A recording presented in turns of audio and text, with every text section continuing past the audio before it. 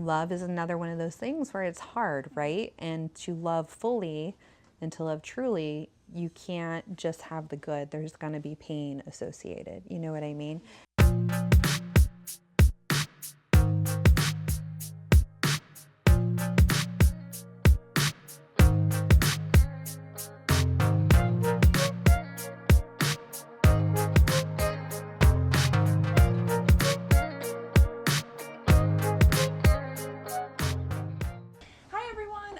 From TBR Trio, and in this episode of Tales in Focus, we are at Charm City Books in Baltimore, Maryland.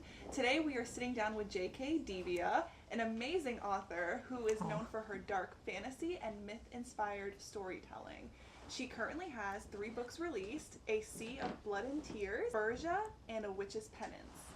Before we dive into her wonderful conversation, don't forget to like, comment, and subscribe so you are up to date with our future author interviews. Now, please join me in welcoming J.K. Divia. Hi. Welcome. Thank you so much for having me. Yes, we are so excited to talk about your journey as an author, your books, and everything in between. So before we jump into that, I do have a couple icebreakers for you. And just to kind of loosen you up, just to kind of get those creative juices flowing, you know? So if you had to build your own dream fantasy team, you have 3 characters to pick. One from one of your books, one from another book of your choosing, and one from pop culture. Oh man, okay, so this is a hard one. So for my own books, I would choose from A Sea of Blood and Tears, there is a minor character called Mads. He's one of the Vikings, and I would choose him because I absolutely love him. If you've read the book, you know, he's ride or die, but he's a ball buster. He's really funny, and he's that guy that you can always count on. From another book, oh man, so I might have to skip that one and go to pop culture. I would pick Dean from Supernatural because... I love that show. Right? I agree, I love that show. I think he's the better brother.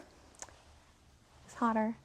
Sorry to my husband. He's the morally gray. He's morally gray, right? What's not? He's got the great car. So yes. And then from another book, I'm going to go, and this is probably not going to make any sense, but it's the only one coming to me. I would pick Claire from Outlander. Okay. Right? Because she's like, in my mind, like she's survivalist, she's a strong woman. She knows how to handle like big, masculine, unruly dudes. Not afraid to go against authority. So I don't know what our dream team is doing. I'm assuming we're getting into trouble. So that's why I picked those 3. Well, they're all ride or die. She has to balance out the 2 guys. Right? Yeah. So that makes sense. Yeah. Love that. Okay, so the next one is, what mythical creature would you choose as your writing buddy? I mean, I got to choose Selkie, obviously. Yeah. So for anyone that doesn't know, Selkies are from Celtic mythology. And they're women that can turn into seals. They're sort of like mermaids, but they have a coat, they put it on, they turn into a seal, and they can shed it, come on land, and turn human. So I have Selkies throughout my books. It's my main character in A Sea of Blood and Tears is a Selkie woman. So I got to choose the Selkie, yeah. I did not know that about Selkies. That's interesting. Yeah. Okay. Mm-hmm. I can't wait to talk about that in a few minutes. A last question here. Tell us something weird or unexpected that not many people know about you. I mean, I got a lot of weird stuff about me, so what is like the weirdest? How to choose just one. So we can go with, I have done, I just can't make up my mind about anything. So I've done a lot of internships. I've done a lot of different things in my life, and I'm very grateful for those experiences. And I I was like a seasonal zookeeper. I worked on a ranch out in Wyoming, a guest ranch, got to ride horses, and I did an internship at an aquarium.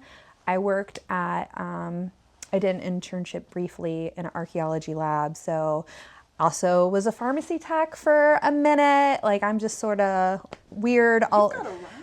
Yeah, that's the way to put it. Yeah, jack of all trades, master of none. So. Well, I love that. That also means like you're open to do anything. Yeah. And that's the best trait to have. Yeah. You know, you're down for anything for that dream team of yours Yeah. to cause trouble. Yeah, it's funny. It took me like 7 years to graduate college because I just kept changing majors. I just couldn't figure out. And then it got to the point where I'm like, here's a bucket of credits. What can I get? Yeah. What can I catch? Communications. Tell us about yourself. So what made you want to become an author out of all of your many things that you've done in the past? What made you finally say, I want to write? So I've always been drawn to writing. When I was a child, around like 8 or 10, I used to get with a group of friends where we lived in our apartment complex, and we would write plays. And I'd write plays with my friends, and we would act them out for the parents, which, thankfully the parents sat through it and stuff. And then my mom really, from the time we were little, really pushed reading, loved Book It. I wish they had Book It for adults. So we always did that. And then she, for my birthday every year, actually, for the longest time, they had Shakespeare in the Park. And so that was like my birthday thing. We would go and we'd watch a different Shakespeare play by the local actors. And then I stopped writing for a long time, probably close to 10 years. I didn't write anything, and I really wasn't doing anything. I wasn't seeing plays or anything like that. And then I had a baby, my son, who I love. And I went through this period where postpartum, I had a terrible time with postpartum anxiety, but I was also struggling a bit with identity and sort of like, what am I now? Who am I now? And my husband, God bless him, was like, he encouraged me to write. And I found that there was a contest, NYC Midnight, actually. I highly recommend anyone who wants to write to try it. You can sign up for it. It's not very expensive. And they do this random card thing where they will give you sign up for it, and it's like, okay, this is your genre. There's one item you have to use. There's a setting you have to use. And go forth and write, and then you submit it. They have people review it. They actually give you feedback, and then you can, if you get like in the top 5 places, you can move on and you can be a winner. I never won, but I did that, and in my very first competition, I wrote a short story that would end up becoming the basis of A Sea of Blood and Tears. Yeah, so that's actually how I got into it, and I did a couple of those competitions. I loved it. Helped me a lot. It was very therapeutic for me, and I ended up finding a writing coach and decided that I wanted to try to publish it, and that's how I got to where I am now. Yeah. That's amazing. Yeah. That it was like the basis, and then you eventually turned it into like your first published book. Yeah. Oh my gosh, that's yeah. so exciting. Yeah, it's crazy, right? So from like a 1,500 word short story to now a book, and more books are coming. Yeah. That's great. That's a great origin story. Thank you. Well, you write specifically dark fantasy and myth-inspired books. So what made you want to kind of go that route as an author? I think that's just what I've always been drawn to, and what I know as a child. I loved mythology books, world mythology, Greek mythology. I just couldn't get enough of it. And even more so than that, like I was very drawn to folklore, ghost stories, like haunted tales from Appalachia and all that stuff, scary stories to tell in the dark. And I think that's just always what I was drawn to. So it sort of felt natural when it came time to write. That was sort of my basis of what I could pull from. That's amazing. I love that. And I've already told this to you. I love your books. Yeah, thank you. In your books, your dedications, they always mention like your family and how they've helped you write the books and be your support system. So how important is your family and your support system for you as an author to like write and publish these books? I think for me it's been crucial, juggling being a mother and a wife. Being an author for me, and I think for a lot of people, is scary, right? You really have to put yourself out there, and you have to make yourself vulnerable, and you're opening yourself up for critique and criticism, and having somebody there to help just, it's okay if people don't like it, like your story deserves to be told, and pushing you to go forward. Because there's definitely times where we talk about imposter syndrome and where you want to quit.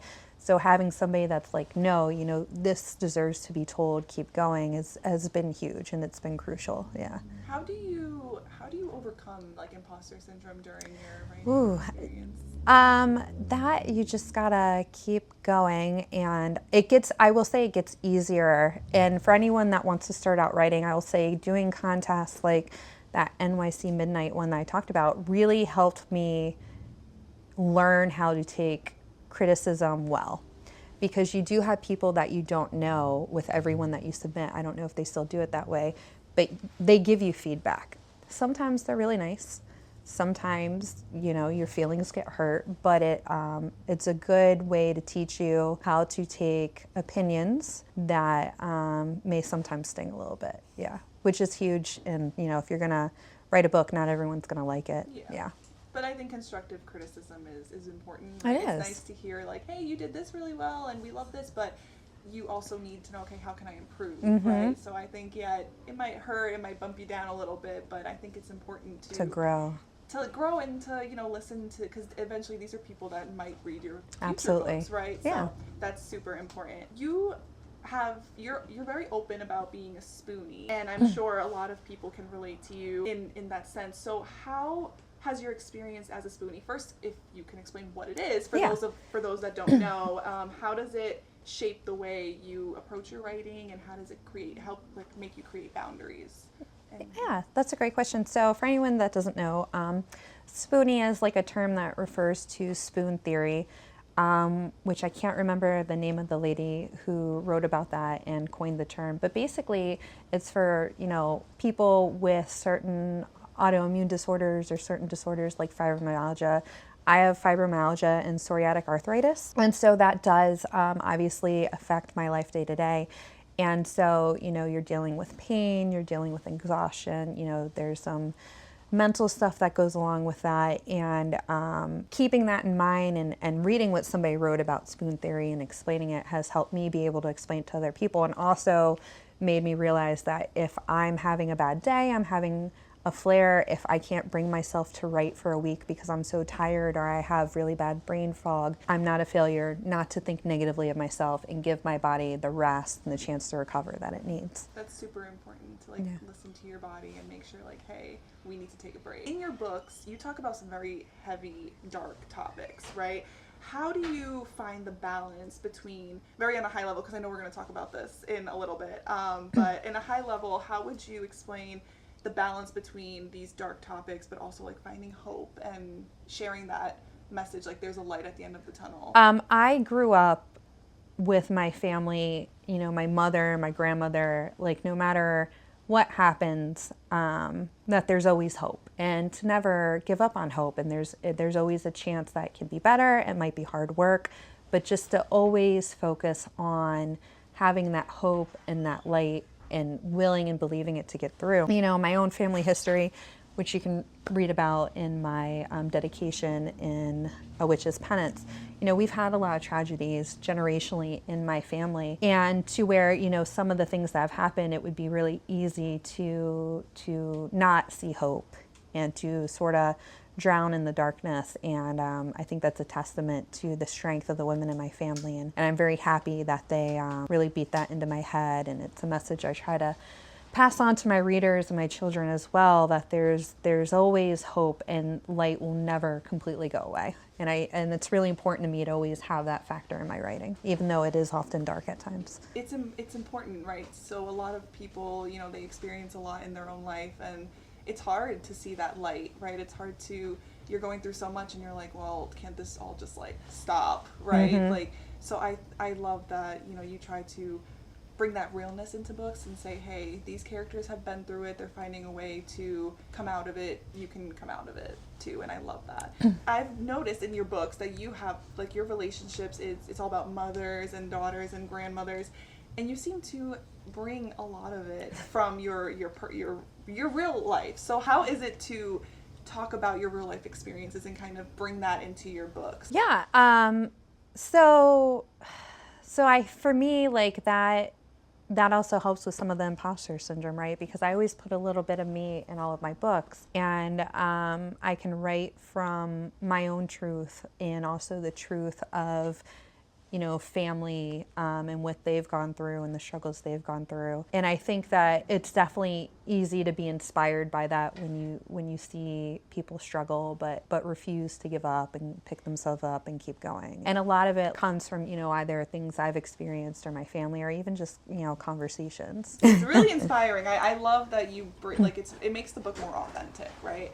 You bringing in your personal experiences, it makes it more real. Well, let's dive into your books. Let's go into a little more detail. So, A Sea of Blood and Tears is your debut book, and it's about Vikings and Selkie lore. You gave us a little background of what Selkies are, but what inspired you to kind of bring the Vikings and the Selkies together in this story? So again, like I said, this whole story was based off of a 1,500 word short story that I had written for a contest. The year prior, right before I got pregnant with my son, my husband and I went to Norway, and I always wanted to see the Northern Lights, and it was an amazing experience. We also went to Scotland and Ireland, so I think having that fresh in my mind really helped me with writing this book. Since there was a movie that I used to watch when I was a child called The Secret of Roan Inish, which I always bring up a lot, and it's a children's movie about a Selkie and this girl who's descended from Selkie and sort of reclaiming their island. And then another book that I love that also sort of inspired me was Eaters of the Dead. They also made a movie out of it called The 13th Warrior. In high school, I read Grendel and stuff like that, so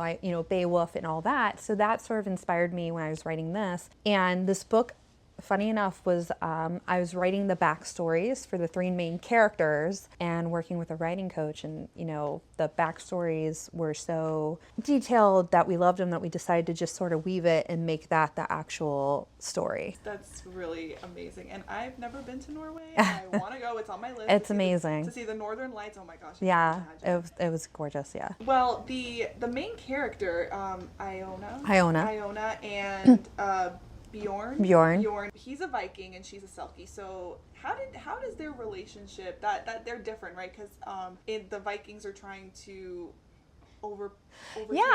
so basically the premise of the story is the main character Iona is a Selkie woman, and she gave up her life at the sea willingly. Gave up her seal coat, which was really important to me because in most Selkie stories, the women are taken forcibly, right? It's usually that they're bathing and somebody steals their coat, and in Selkie lore, once somebody has their coat, they're basically prisoners. They can't go back to the sea unless they get their coat again. So for her, I really wanted it to be her choice to come away from the sea. While she is, living her life in the village, she gets a warning from her Selkie sisters in the sea that these Vikings are coming and they want something on the island.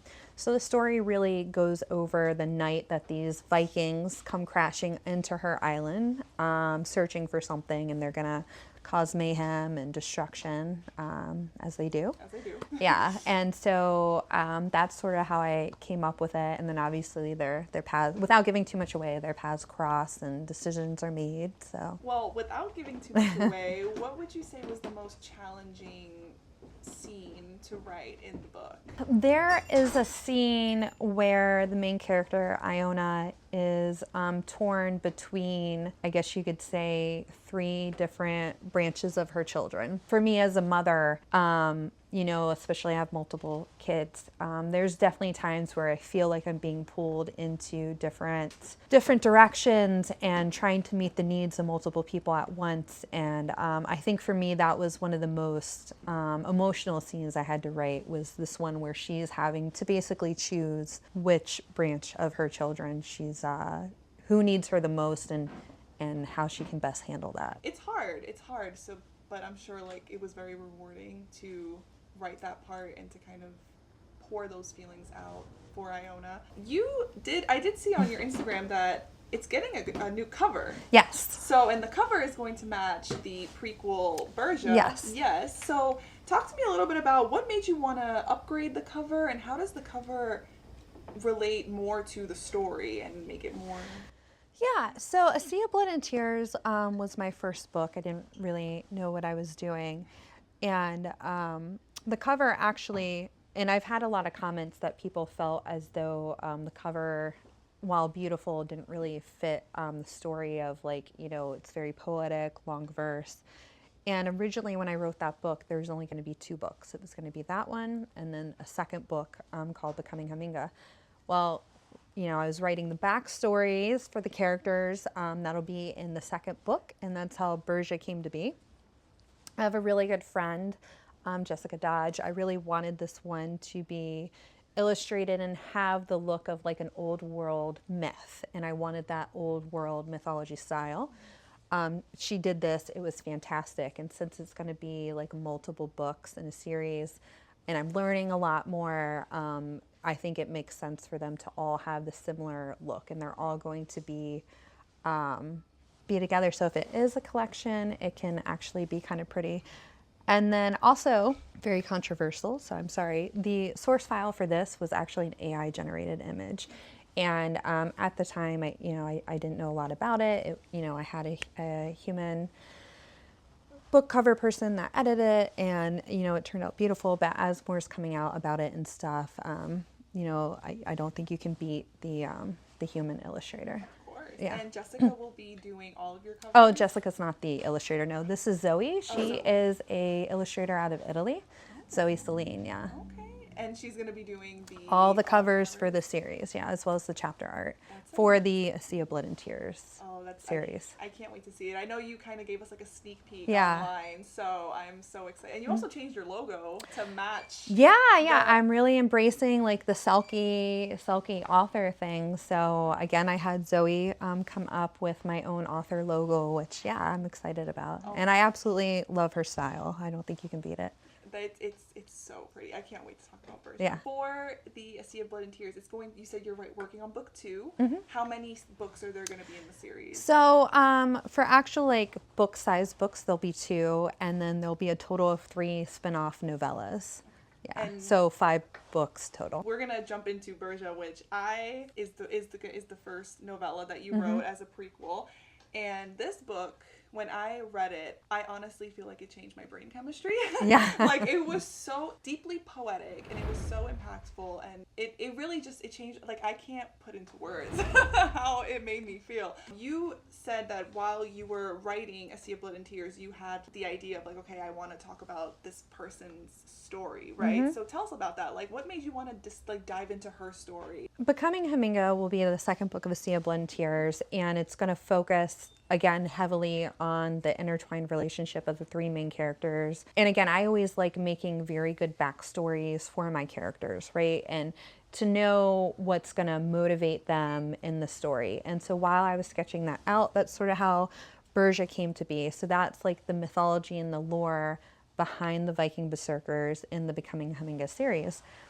And then part of what inspired me for Berja and to write it as her point of view is being a human is hard, man. It sucks sometimes, and it's messy, it's complicated. We make mistakes left and right, and you try to do your best, but part of growing is making mistakes and trying to learn from it. And also aging, you know what I mean? I remember being like 16, 17, 18 and having like strong convictions, and there was no gray area. Everything was black and white. For Berja, just having that's sort of what I was thinking when I wrote it, is again being that younger person and knowing that things were wrong and things needed to change, and not necessarily having the wisdom or the history to see how to properly change it. So the name Berja, where did the name come from? Where was it inspired?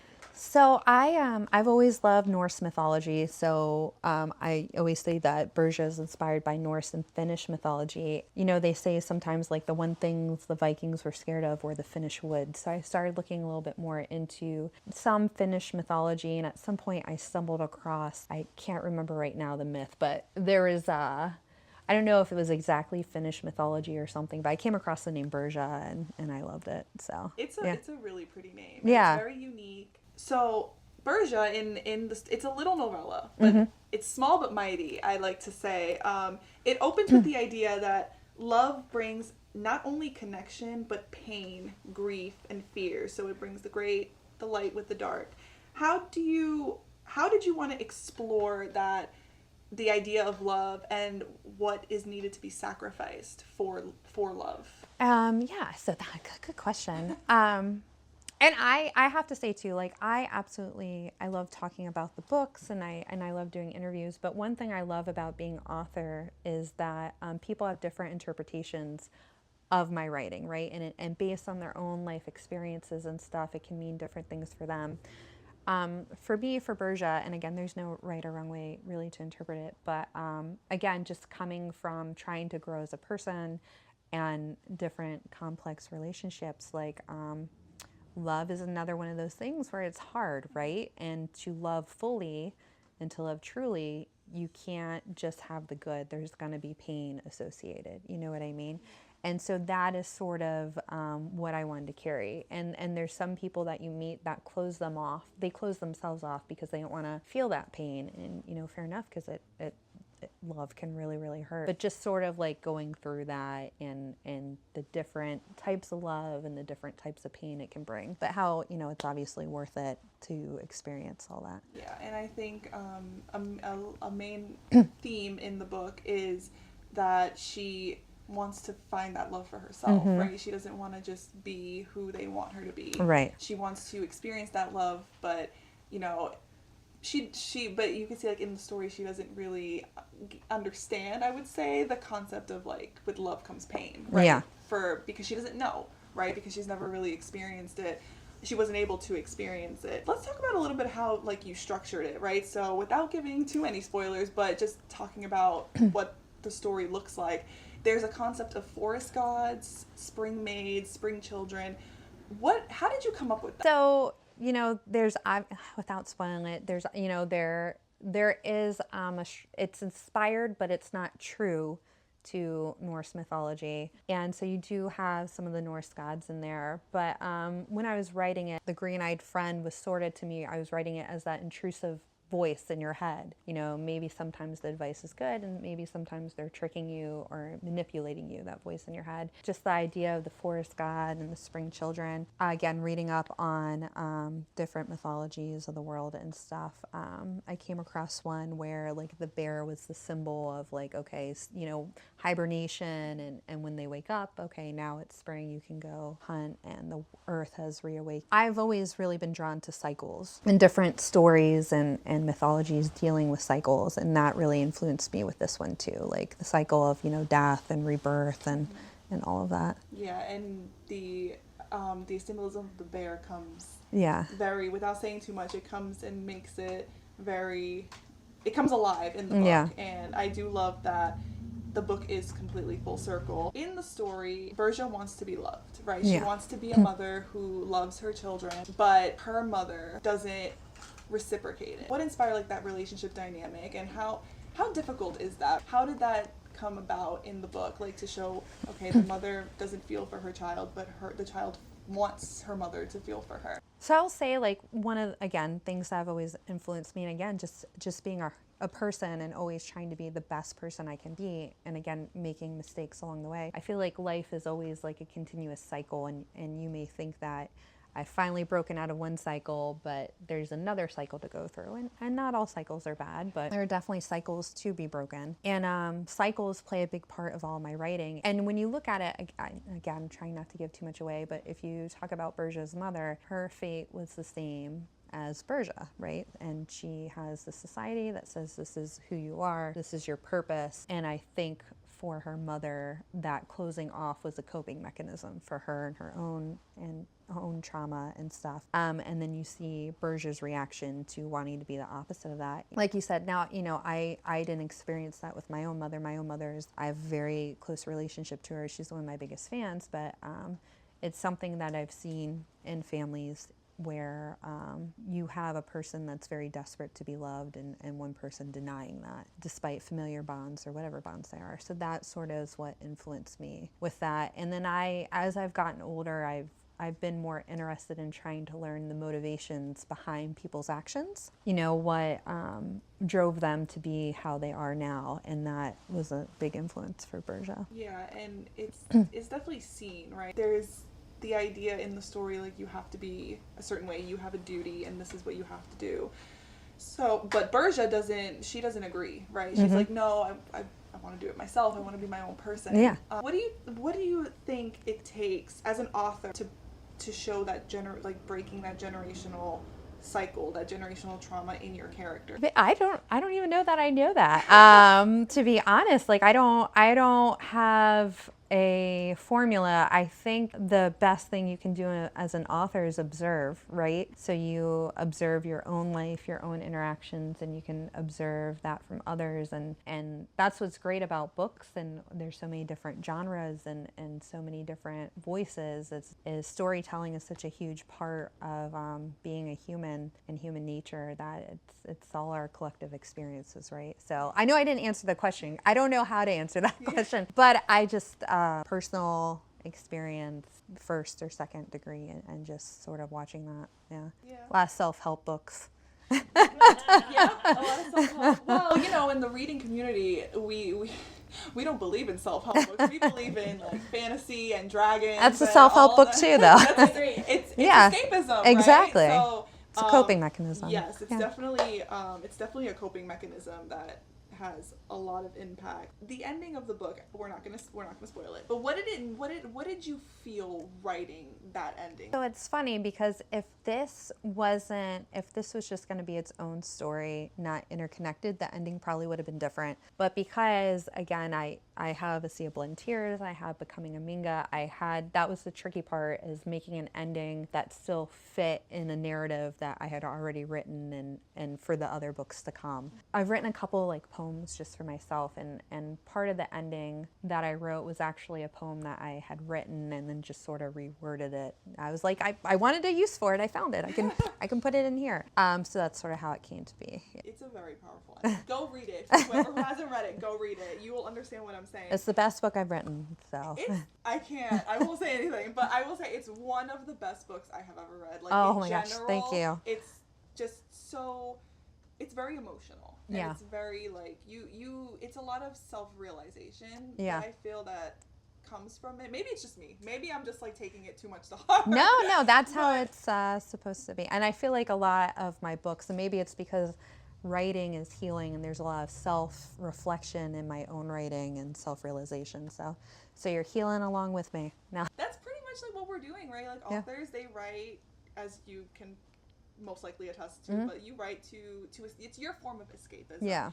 And you share your story with us, and we take it and we say, okay, I see myself in this. So I relate to the author, and I also relate to the characters, right? So, and that's just like the beauty of books, and it's just amazing. Like we were saying in our other interview, the community, the Bookish community is just so, it's just so amazing. And we really come together, and it's just so great. Well, let's pivot a little bit to A Witch's Penance, because this is your most recent book, and it's a little different from the Selkie and the Vikings. It takes more of like a witchcraft ideology. So what inspired you to make that switch and talk about witches? So A Witch's Penance is completely different, like you said, from my other books. I just, I wanted to take a break. I had an idea for a story about witch trials in Scotland. And originally, this book was going to be much different. It was always going to be a dual timeline, but I absolutely love The Skeleton Key with Kate Hudson, if anybody's seen that. It was going to have more of that like spooky, paranormal, like magic is only real if you believe in it type of vibe. But while I was writing this, my grandmother, I was raised by my mother and grandmother, and my grandmother began to have significant health issues. You know, she passed away this past December. This was released in January, and she was in hospice for a little bit. And so, you know, a lot of families have to deal with aging relatives. Like, is she going to pull out? Is she not? Changes day to day. A Witch's Penance really ended up becoming my own exploration of grief and grieving complex relationships. You know, I had a bit of a complex relationship with my grandmother. And so that really influenced A Witch's Penance and ended up being the story that it is now. And I think we definitely see it throughout Nina's journey in the book. Well, you mentioned it's about like witch trials. It's about the Forfar witch trials in Scotland. So what made you want to, because I know everyone, when they think of witch trials, they think of the Salem witch trials, right? So what I've personally never heard of the Forfar witch trials in Scotland, but what made you want to talk about that one, like, specifically? So actually, like a little bit of family history and genealogy. So, you know, my mom was always big into genealogy, and our family, part of our family came over from Scotland, and we're related to the Bruce clan, Robert the Bruce in Scotland. So I was interested in the Scottish witch trials, and while I was researching, depending on where you look, there was an accused witch, you know, a Bruce woman that was an accused witch. Again, I don't think we're related to her. I have no idea, no way to prove it. But that ended up sort of being the inspiration of this ancestral tie to a witch. And as you know from my writing, like generational trauma plays a huge part. And also, like again, being back to like motherhood and pregnancy, and science has proved that, you know, like when you're pregnant, like some of the DNA, you know, does stay down with you, and they're doing studies on how generational trauma can actually be passed down. And so that all really sort of influenced, and again, just my own personal ancestry of our family, part of it coming from Scotland, is sort of why I chose Scotland, why I chose those witch trials. Wow, that's really interesting. So you may or may not be related I to... doubt we are. You know, we're related to the Bruce clan. Whether we're related to those Bruces, probably not. It's a drop in a bucket. But it just was, the name was enough for me to connect, and yeah. Which is very cool. Yeah. Very cool. So you mentioned like generational trauma could be potentially passed down in DNA, and the book actually opens with saying The memories are stored in blood, and it passes down from grandmothers to mothers to granddaughters. That really puts, it like changes things, and it puts things into perspective, right? Like it's like, okay, this isn't, it's something that it's in my blood. Like when people say, oh yeah, it's just in my blood, it is. Like, yeah, it's in your DNA. Yeah, and things that, you know, our grandparents and our past ancestors have gone through, we feel a little bit of it ourselves, and you know, and it's just so there's no question. It was just like, it's really mind-boggling that like it really does put things into perspective. Like you'll always carry some of that trauma with you, as you know, as generations come. But let's pivot a little bit. So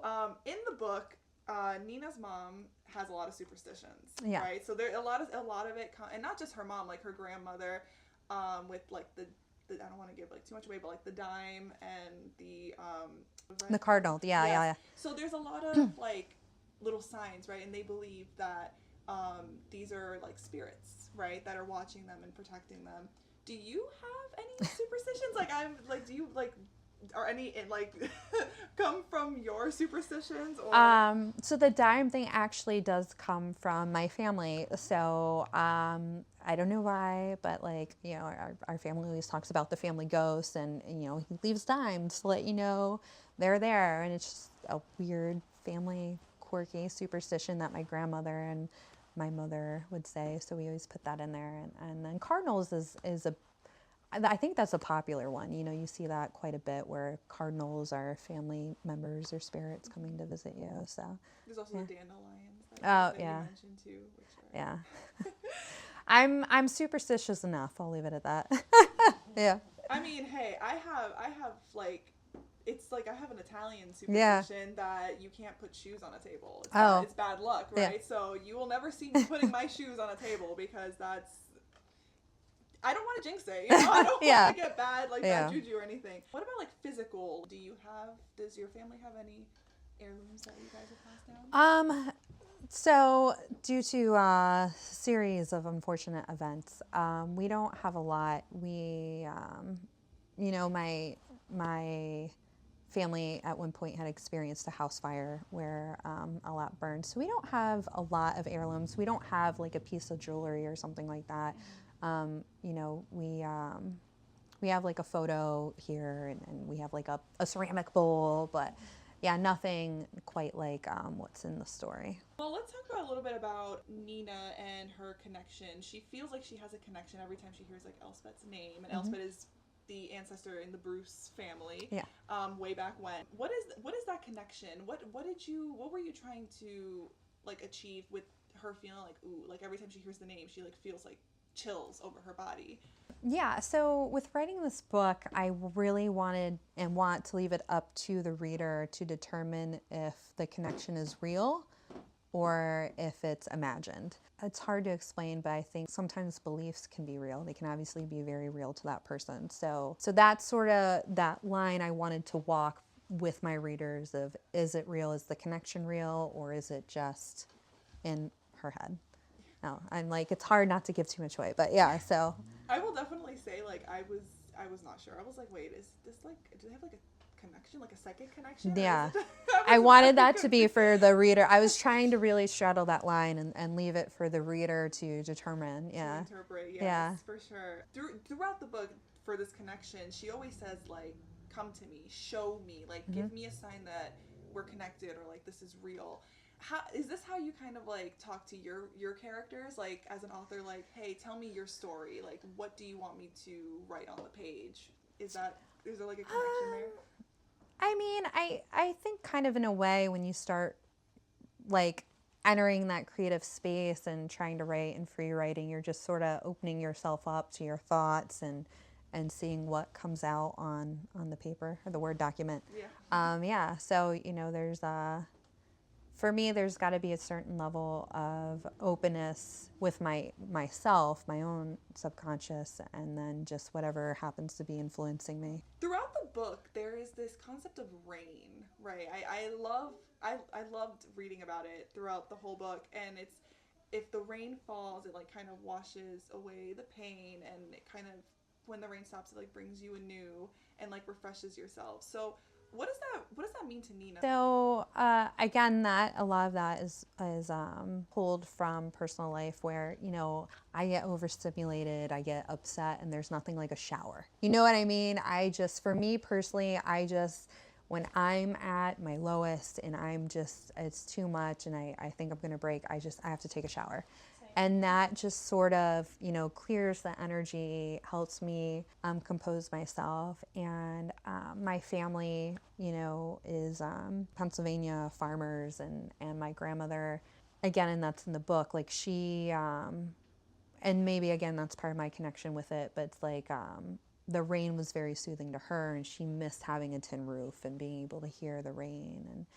And like we always joked, there's no sleep like when you're sleeping during a thunderstorm, because it's just soothing and relaxing. And yeah, the rain, like, it clears a lot. Even environmentally, like the pollen and all that stuff, the rain Both helps. literally And figuratively, yeah. of course, yeah. And also, like, I'm always gonna bring it back to like the reader aspect. Like, I find it so common that when it's raining and thunderstorming, the readers of the world are like, yes, this is like my favorite weather. Like, I can curl up into a blanket and read. Before, you said that your husband pushed you to write earlier when you were like, yeah, he's very supportive. Yeah, so in the story, Nina's husband is the same way. So of course we are learning very much that Nina is inspired by your story and your background. So she's experiencing a lot of trauma and a lot of repetitive thoughts and a lot of anxiety. And her husband encourages her to write, to like kind of help put her feelings down on paper and to separate her thoughts from reality. What inspired you? Well, I'm pretty sure it's based on you. But I never poured holy water on him, at least not yet. I'm not ruling it out, but just to clear the air, I have never doused my husband in holy water in his sleep. That's not yet. But what does like the writing mean for Nina, especially because she's really going through a lot in the book. So and she's trying to break this family curse that she's so convinced that they have. And how does like the writing kind of help her? Again, like writing is such, I think, a therapeutic tool, and you kind of see that with Nina. Like it helps her. It's just an outlet, right? And it's an outlet and a way for her to not really like get out what's going on in her own life, but it is a way for her to help channel some of her anxieties and fears, and give her a way to feel control. The control part is definitely, especially when she starts to write about Elspeth and her story. She controls the narrative, right? So she feels it's more. That's also, I feel like, why she wants that connection with her so badly, because she's like, okay, tell me and I will tell you the story for you. Yeah. And I think that's so powerful. Well, the idea in the book of witchcraft, it was often of just being different than the norm, I would say. The norm. Yeah. Like, for example, in the book, when you're talking about Elspeth's story, and it's about her aunt that solely relies on like plants and herbs that what God has provided, right? And these men and like these kings, they don't accept that. They're like, no, that's weird, like just go to medicine. And so how does the witchcraft of being different, like how do you reclaim that word of just being different in the story? So I think if you can even look back historically, like it is very true. Like, you know, like you will see it on shirts. I have it on my shirt. Like they didn't burn witches, they burn women. And sometimes they burn men as well, right?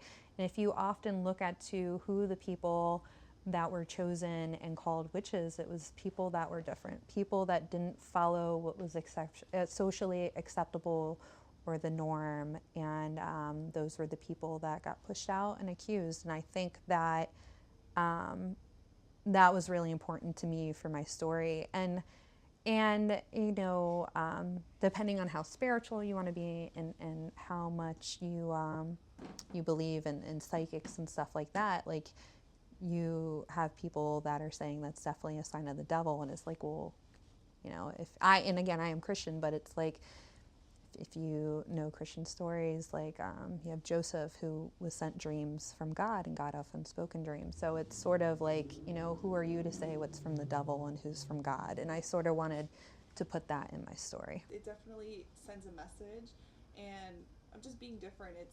It's not a scary thing. It's like makes everybody's different, right? I think it could be a gift, and who are we to demonize the gift? Yeah, exactly. And I love that it's a very powerful takeaway from the book. But throughout, not just A Witch's Penance, but just as a whole, if there's a message that you want your readers to take away, what would it be?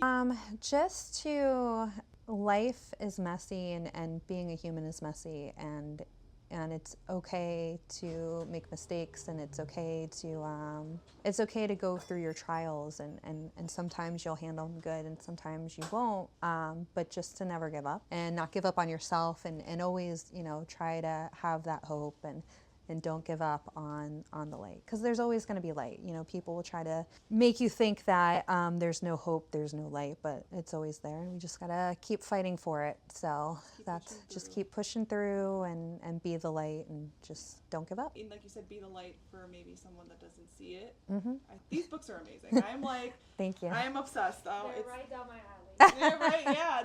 I love that it's because, you know, a lot of people, these are heavy topics. They're very heavy, yeah. That's why it's always so hard for me. I mean, I'm awkward anyways, but I always find the interviews sometimes a bit of a struggle, because they are such heavy topics. But they need to be talked about, yeah. Right? Like, I feel that, and a lot of the times, like, maybe authors will touch on it, but they will never really, like, go in depth about it and, like, show us the dark. And they kind of just focus on, this is the light, and this is the good of what it comes from, but they don't really walk us through, like, what is it actually, what does it feel like, what does it look like, you know? Yeah.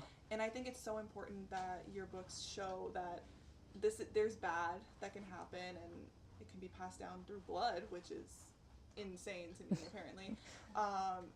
But it can be overcome. Yeah. And I think showing both is super, super important. It's breaking that cycle. Yes, yeah. It's breaking the cycle, and I feel that, especially I feel like in this generation, like this day and age, a lot of people are trying to break generational trauma. It's hard, yeah. And yeah, but I definitely feel like your books give a push, right? They're saying, hey, if Nina could do it, if Berja could do it, yeah. I could do it too, right? Yeah. Because at the end of the day, it's like you're finding yourself, yeah. And you can't do that if you have like those constraints. What has the journey of your books from the first book you wrote to A Witch's Penance? I know it's only been like 2 years almost, but what has it taught you in your author journey? It's funny. So it's actually like A Sea of Blended Tears. I started writing in 2019, and that one took me quite, like, I think it was published in 25, so I don't think it was published until 22 or 23. My writing has changed, and you can see it as the progression of my books and my stories, but it's all cycles and growth and evolution, and that's what we should all strive for. And I think that's like the biggest thing in my writing, and I continue to evolve and to grow as a writer as well. So hopefully my books will still be impactful, and I can continue to pour some of that growth that I'm going through myself into my writing. Well, I will be definitely screaming it from the rooftops. Thank you. To tell these people read her books. Thank they're, you. They're so amazing. I feel like it needs to be talked about a lot more. Yeah. I will definitely push that. It needs to be talked about more. If you can give yourself advice, when you were not even publishing Sea of Blood and Tears, just outlining it and coming up with the story, what advice would you give to yourself at the time? Just keep going, which is what I did, and don't let fear stop you. And now for other authors that want to write, maybe authors in general, but also authors that want to share their story of their generational trauma, what advice would you give them? To just keep going, because every story is not for every audience, but every story for the most part deserves to be told. And then honestly, getting an author coach, a writing coach, was the best thing I could have ever done. And it wasn't someone that just coached me for here's how you market a book or anything, but they helped me.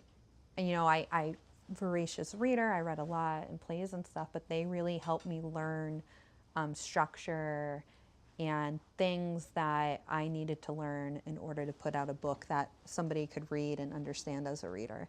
So hands down, best money I ever spent was getting an author coach. Yeah. Hear that? Author coach. Author coach. Definitely. Thank you Yeah, so much. thank you so much for talking to us. It's been such a wonderful conversation. Yeah. For our viewers, if they want to support you, your books, where can they find you? So I'm on Instagram. It's the only social media thing I'm on. No TikTok, no Facebook.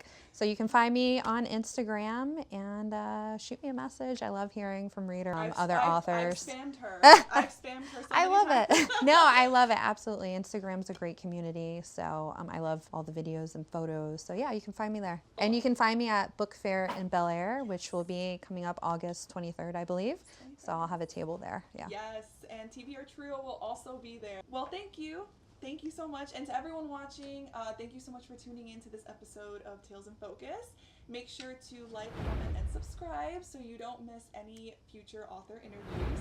And you can also find us on Instagram and TikTok at tbr.trio. We'll see you next time to find out what other tales TBR tells. Yay! Thank you.